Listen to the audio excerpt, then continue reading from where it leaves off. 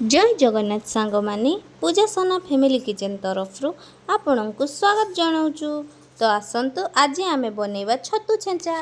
छतु छेचा पाई आमे नहीं 100 ग्राम छतु, कच्चा लंका और किछि रसुण, गोटे प्याज को चुन चुन करी काटी नहीं, स्वाद अनुजाई लुण, आवश्यक अनुजाई सरिष तेल। तो एबे छतु को खंड खंड करी काटी नबा।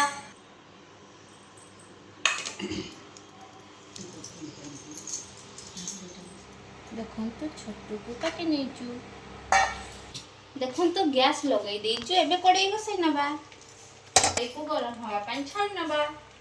गोटे बाउल ले नहीं जाइचु किछि पानी। एबे ऐड करिबा अल्प किछि हळदी गुंड और छतु को पकेई 3 ରୁ 4 थर भलो भाबे धोई नबा।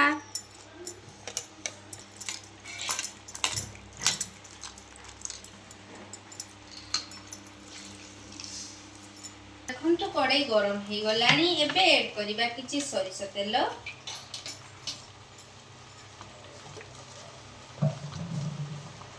देखो तो तेल गरम हो गलानी।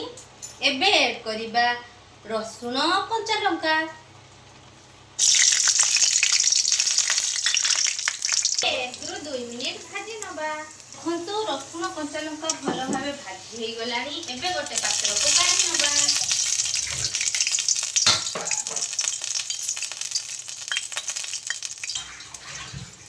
सही तेल रे ऐड करिबा छतु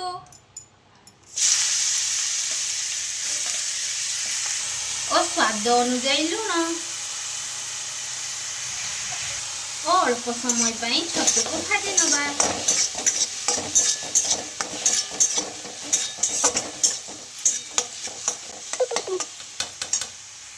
देखो तो छतु भले भावे भाजी हो गलानी। एबे गोटे पात्र को काढी नबा।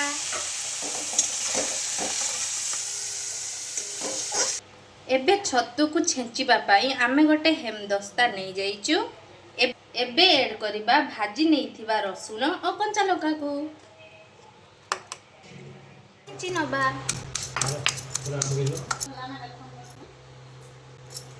एबे ऐड करि नबा छतु।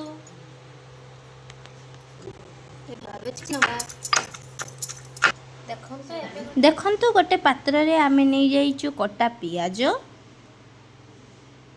एबे ऐड करिबा छेची नैथिबा छतु को ओ भलो भाबे गळै नबा।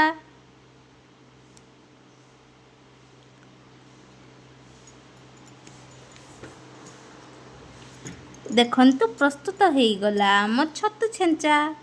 घरे बनांतु आउ मजा नियंतु। आमको कमेंट रे जणांतु। भिडियोटी भलो लागिथिले लाइक शेयर सब्सक्राइब निश्चित करंतु। रहुची जय श्री साई।